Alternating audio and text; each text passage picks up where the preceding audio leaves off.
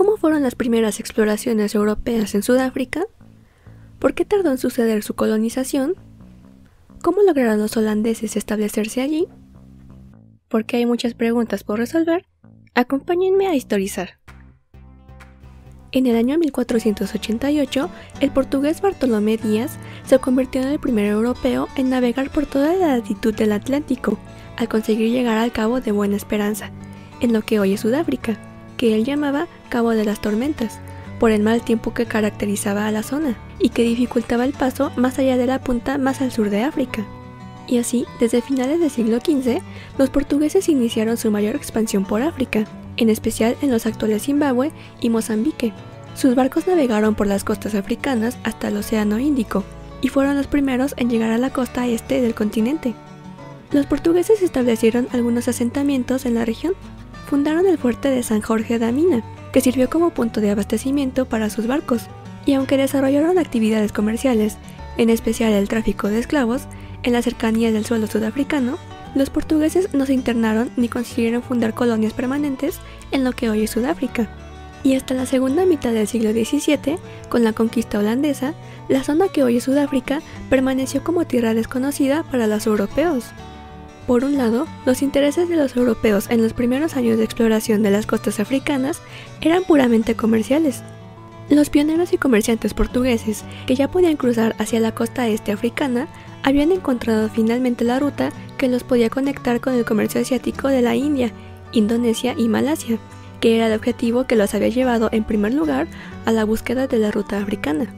Por eso, sus esfuerzos en las costas africanas estaban enfocados en utilizarlas solamente como puerto de aprovisionamiento, un punto de desembarque a la mitad de la ruta hacia sus verdaderos objetivos, por lo que no pretendieron establecer colonias permanentes en esa zona, lo que les hubiera tomado también más recursos humanos y económicos, algo que no podían permitirse ya que en ese momento ya estaban tratando de competir con otras naciones europeas.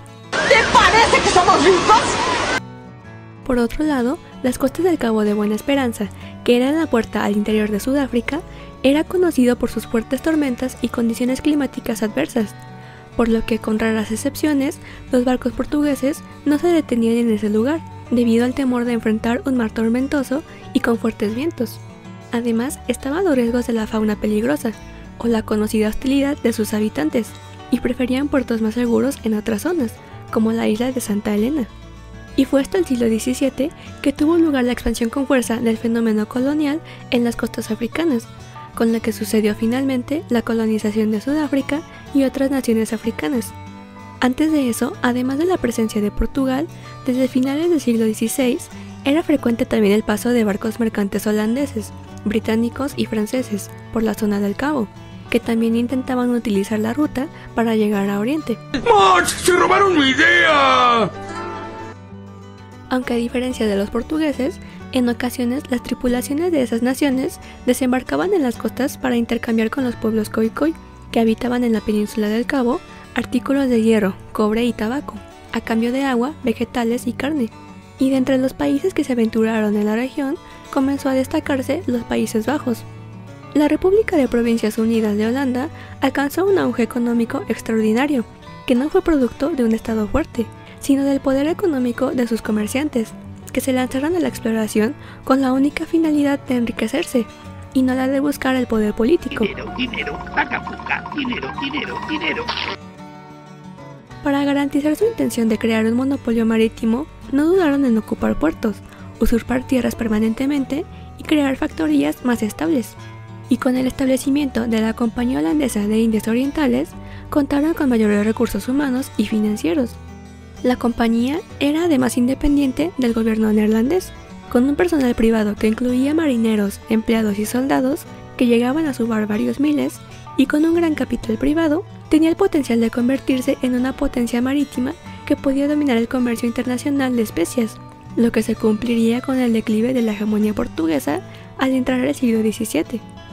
Una vez establecida, y para reducir los costos de transporte y la alta mortalidad de los marineros que zarpaban hacia Asia, la compañía decidió crear una estación de abastecimiento, una factoría fortificada en la costa africana en un terreno reducido, para que fuese fácilmente defendible, y que sirviera de enlace entre Holanda y Batavia, en Indonesia. Para crear esa estación, los líderes de la compañía se basaron en los relatos de unos marineros que hacia 1649 habían sobrevivido a un naufragio y habían pasado varios meses en la península del Cabo de Buena Esperanza. Estos marineros afirmaban que en la zona había abundante agua dulce, buen clima para la agricultura, un puerto natural de aguas profundas y que en las cercanías se podía comerciar con los pueblos locales de la zona, quienes tenían ganado. Esta información vale millones. Así, en 1652, la compañía holandesa estableció un asentamiento en lo que hoy es Ciudad del Cabo, Sudáfrica, para proporcionar suministros frescos a sus barcos que viajaban entre los Países Bajos y Asia. Debido a que la función originalmente asignada a la Estación del Cabo era limitada y solamente era para mantener bajos los costos de administración y de defensa, la compañía no pretendía usar en ella mano de obra esclava. Además, quería evitar el estallido de un conflicto costoso en el Cabo, y por eso no le interesaba al principio conquistar ni esclavizar a los nativos. Por eso, en su primera fase, el colonialismo holandés en la región estuvo apoyado en la utilización de trabajadores holandeses contratados o cautivos. Poco tiempo después de creada la factoría, la adopción de esa y otras medidas improvisadas para solucionar los problemas de los costos de producción propiciaron que se creara poco a poco un cierto grado de autonomía de los colonos holandeses respecto a la compañía. 5 años después de llegar al Cabo de Buena Esperanza, la compañía acordó conceder parcelas de tierra a los colonos burgueses libres, que eran antiguos empleados de la empresa, que decidieron quedarse en el Cabo para aumentar la producción de alimentos frescos. Y a medida que pasaba el tiempo y la población de burgueses libres aumentaba, expandieron su ocupación hacia el norte y el este del Cabo. Aunque los burgueses siguieron siendo formalmente súbditos de la compañía, cuanto más se alejaban del asentamiento original, menos comprometidos se volvían con la compañía y más dependían de su propio ganado. Y conforme pasaba el tiempo, más se alejaban del centro de la colonia del Cabo en busca de mejores tierras de pastoreo y de más libertad y menos obligaciones con la compañía. ¡Vámonos de aquí! Para enfrentar el problema de la baja productividad y el incremento de los costos, el Consejo de Directores de la compañía sugirió la emancipación de los empleados para que pudieran convertir al Cabo en su nueva patria. Así se liberaba de su condición de contratados a algunos holandeses y se les otorgaba una libertad restringida con obligaciones militares. Eso llevó al surgimiento de un grupo de agricultores holandeses independientes, los Freeburgers, que desempeñaron un papel decisivo. Ellos fueron quienes crearon granjas agrícolas en las tierras de pastoreo de los nativos Khoikhoi, las cuales habían sido usurpadas por la compañía.